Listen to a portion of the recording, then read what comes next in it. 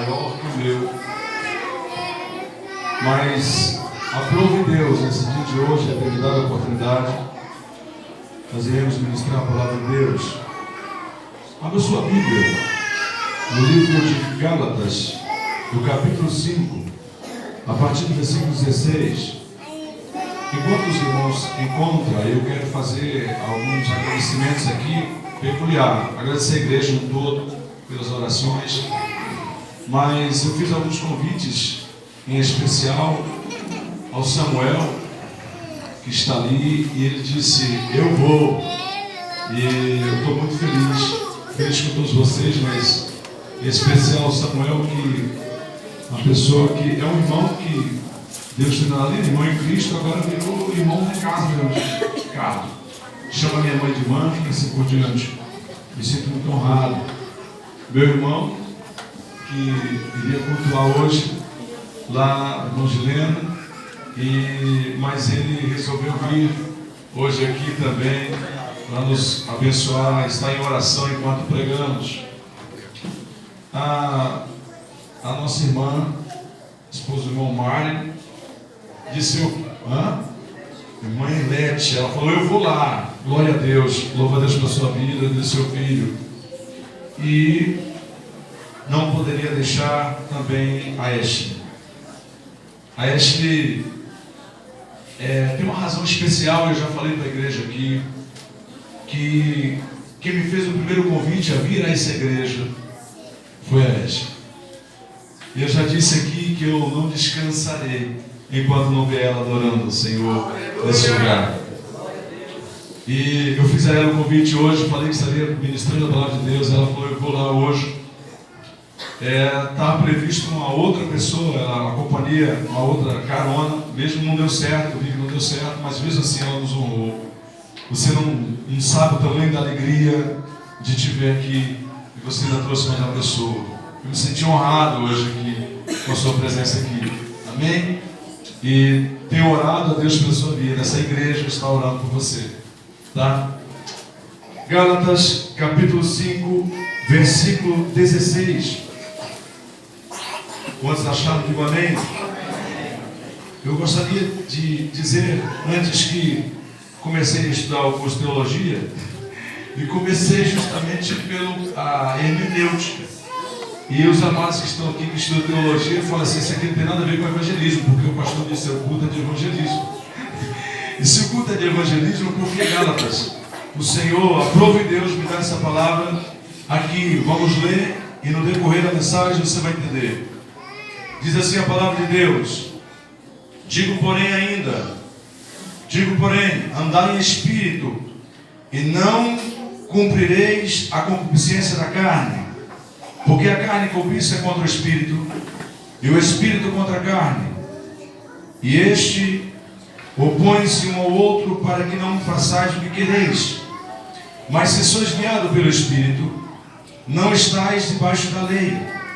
Porque as obras da carne são manifestas, as quais são prostituição, impureza, lascívia, idolatria, feitiçarias, inimizades, porfia, emulações, iras, pelejas, dissensões, heresias, inveja, homicídios, bebedice, glutonarias e coisas semelhantes a esta, acerca das quais vos declaro, como já antes vos disse, que os que cometem tais coisas não herdarão o reino de Deus.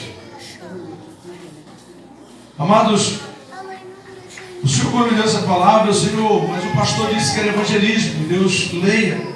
Eu li de novo, e reli o texto, e li várias vezes, não tem nada a ver com evangelismo.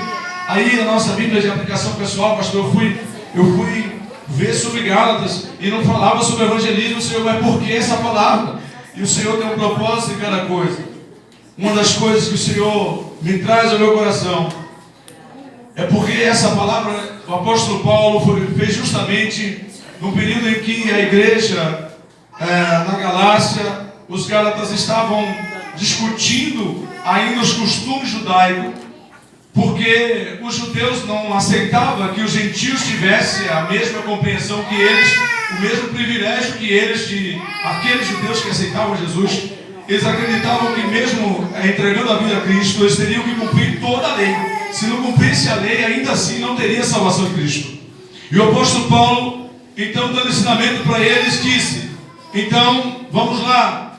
Então, se sois guiados pelo Espírito, não estáis debaixo da lei. Porque as obras da carne são manifestas, quais são? Prostituição, impureza, lascívia, idolatria, feitiçaria, inimizade, porfia, emulação, ira, peleja, dissensão, heresia, inveja, homicídio, bebedice, glutonaria. E ele foi mais enfático dizendo: e semelhante, em coisa semelhante a esta, acerca das quais vos declaro, como já antes disse, que os que cometem tais coisas não herdarão o reino do céu. Paulo estava refrescando a memória dos judeus e daquelas pessoas que acreditavam que seriam salvos pela sua própria obra, pelos seus méritos, estavam aniquilando a graça de Deus. E por que Deus me traz essa mensagem essa noite? Porque se nós dependêssemos de cumprir todo esse propósito e não cair em nenhuma dessas palavras, e nenhum desses quesitos, certamente nós estaríamos fadados ao inferno. E o Senhor olhando para nós, sabendo que nós não teríamos condições de cumprir tudo o que está escrito, cumprir os 10 mandamentos, mas apenas uma vontade no coração de servir ao Senhor e de fazer a sua vontade, e que o Espírito Santo, na sua infinita bondade, iria nos convencendo a abandonar o pecado. Deus, João 3,16 diz que o Senhor, Deus amou o mundo de tal maneira que deu seu Filho unigênito, para todo aquele que nele crê, não pereça, mas tenha vida eterna. Então por quê? Porque nós não somos capazes de cumprir à risca. Se fosse esperar que todos cumprissem à risca todo esse propósito antes de se render a Cristo, ou para serem considerados salvos, nenhum de nós aqui seríamos capazes de garantir hoje que somos salvos em Cristo Jesus. Mas Deus, na sua infinita misericórdia, aprove Ele que nós, salvos pela graça, então nós, como o apóstolo Paulo diz, somos transformados de glória em glória, e a cada dia abandonando um desses pecados para trás, e sigamos para o alvo que é Cristo. A misericórdia de Deus nos alcançou, e por isso Deus enviou o seu Filho, o seu único Filho, para morrer por nós.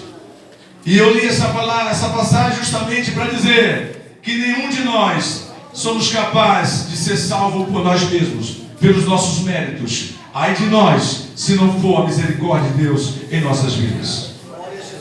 Ai de nós, se não for a misericórdia de Deus em nossas vidas. Glória a Deus. Aleluia.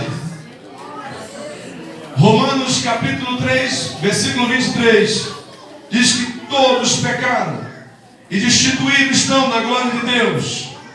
Romanos capítulo 3, verso 23, diz assim a palavra do Senhor: porque todos pecaram e destituídos estão da glória de Deus. O versículo 24 diz: sendo justificado gratuitamente pela sua graça, pela redenção que há em Cristo Jesus.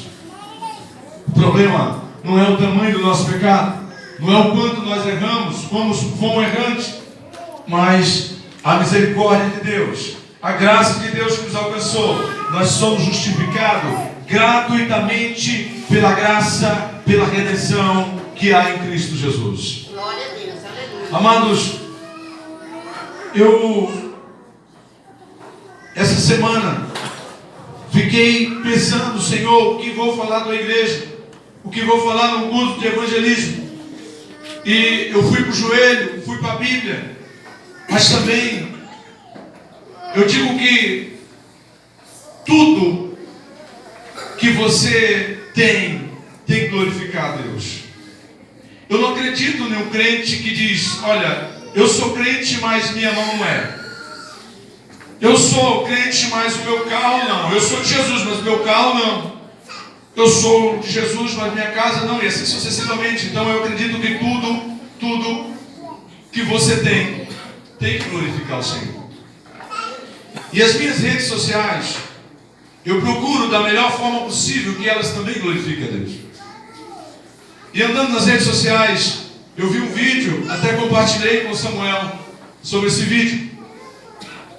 Aconteceu no Fantástico, já o ano passado, 2015, tinha um quadro chamado O Chefe Secreto. E esse chefe secreto era um quadro, não sei se ainda existe, faz muito tempo que eu abandonei a televisão. E quando assisto alguma coisa, assisto mais o que me interessa, já vou lá no Globo Play e pego o que me interessa. Mas esse quadro é um quadro muito importante, um quadro em que o patrão, ele queria descobrir o que havia de errado na sua empresa. Então, para saber a deficiência da sua empresa, ele se disfarçava como um operário e ia lá para o meio da sua empresa trabalhar junto com os seus operários. E teve um deles, por nome de Eduardo, que é dono de uma empresa de embalagens. Eduardo, igual o nosso pastor. Então, uma empresa de embalagens. E nessa empresa de embalagens, o Eduardo desenvolveu alguns aplicativos para melhorar a sua empresa e tudo mais. Mas resolveu ir até a sua empresa para saber se estava funcionando como ele tinha colocado e algumas coisas porque não funcionava.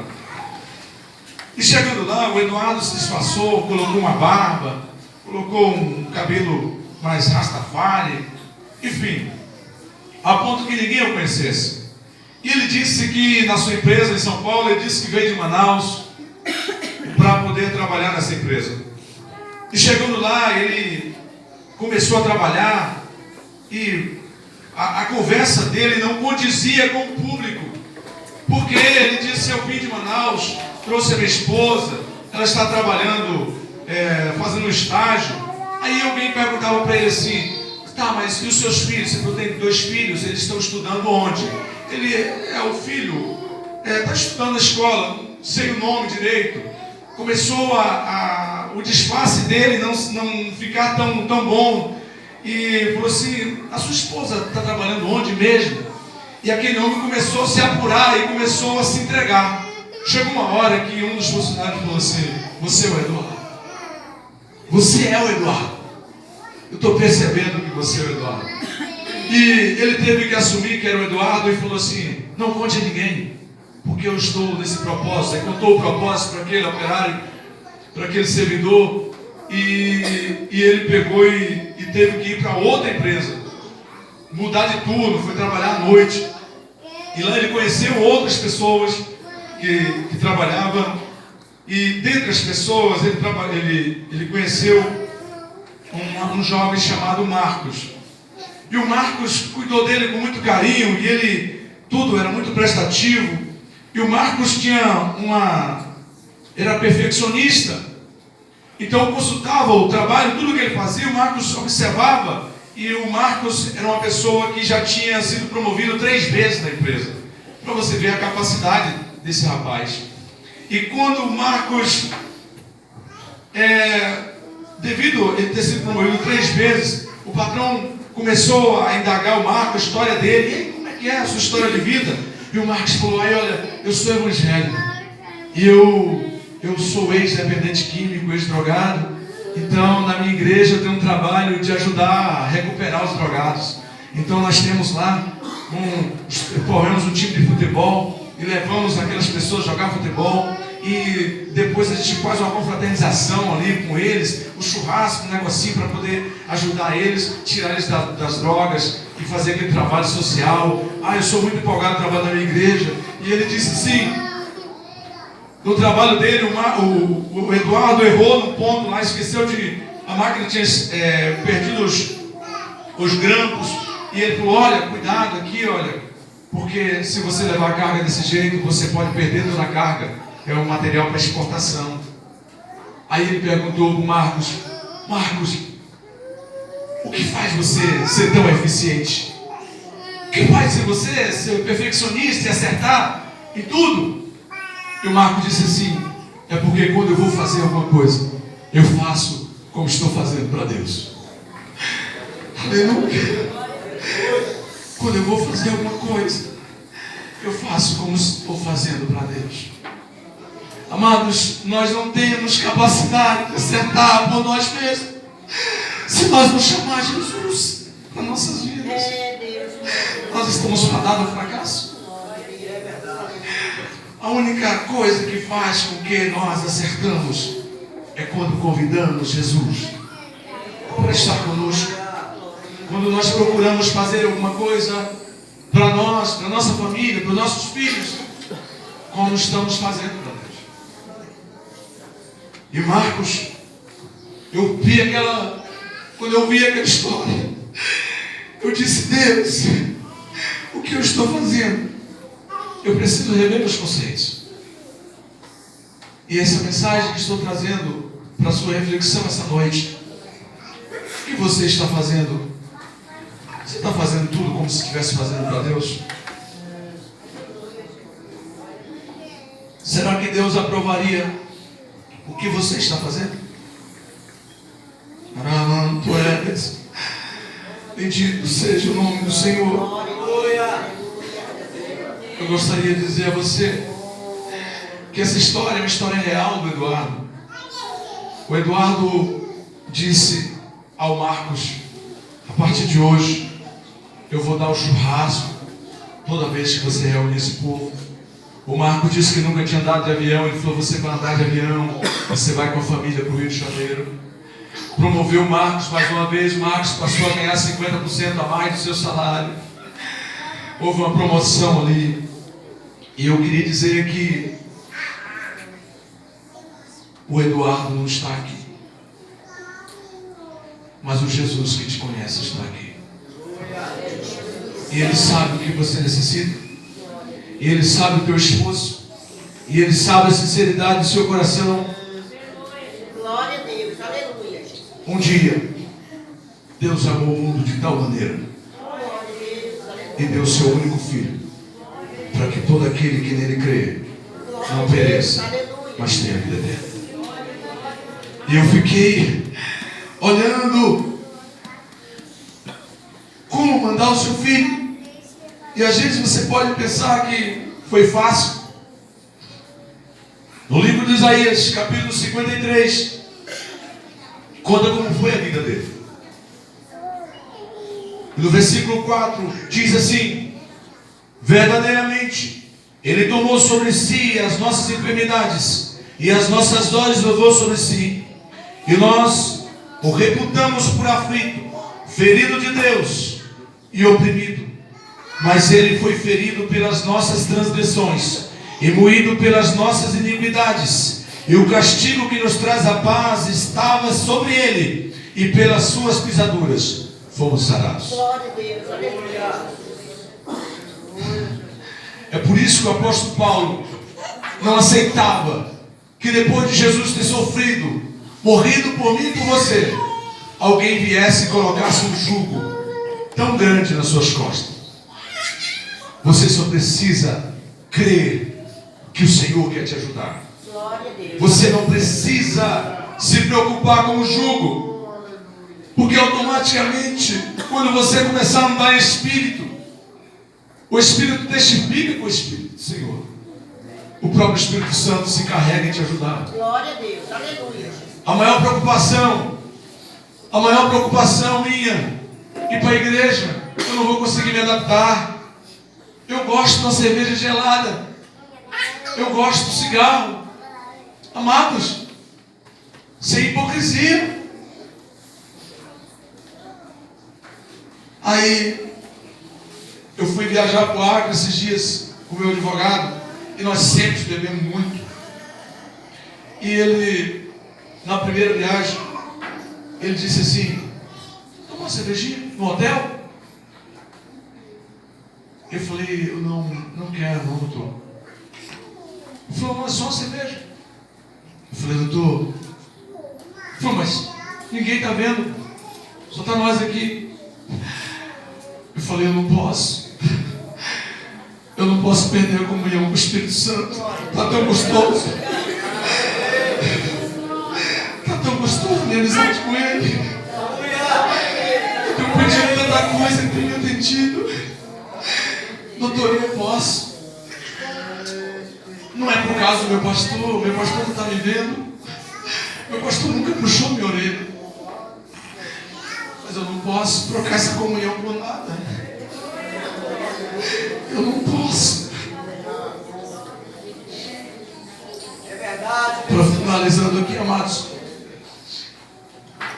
Hoje, eu estava vendo outro vídeo.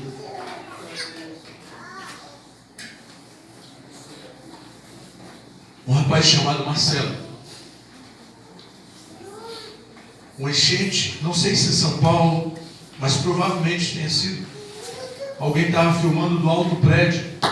E tudo que eu estou falando aqui sobre essa filmagem, eu compartilhei na minha página. Vocês conseguem ver depois. E o Marcelo,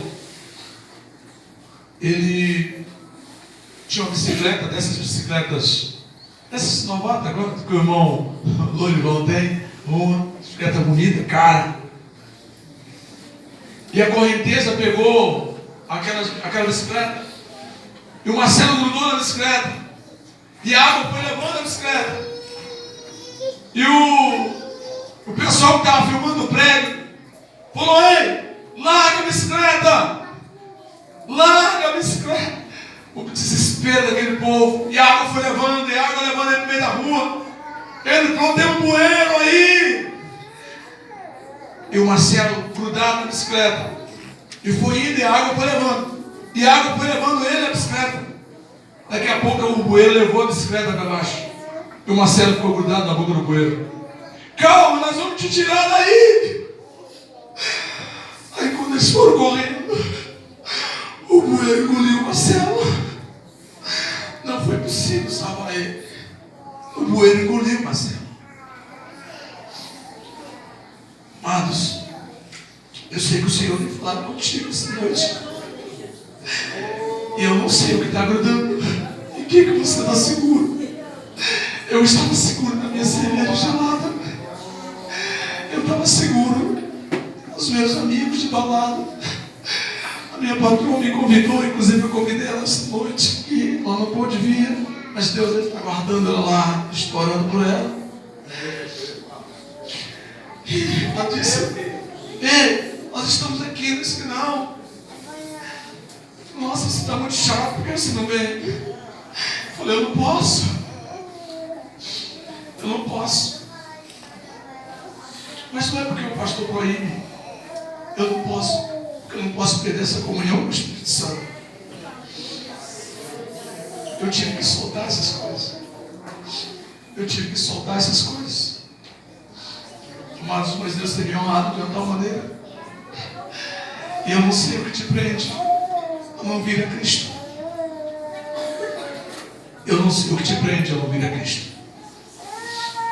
Mas eu queria dizer que enquanto você não vem, tem uma multidão orando, dizendo: solta a sua bicicleta. É verdade. Solta a sua bicicleta. Se coloque de pé, amados.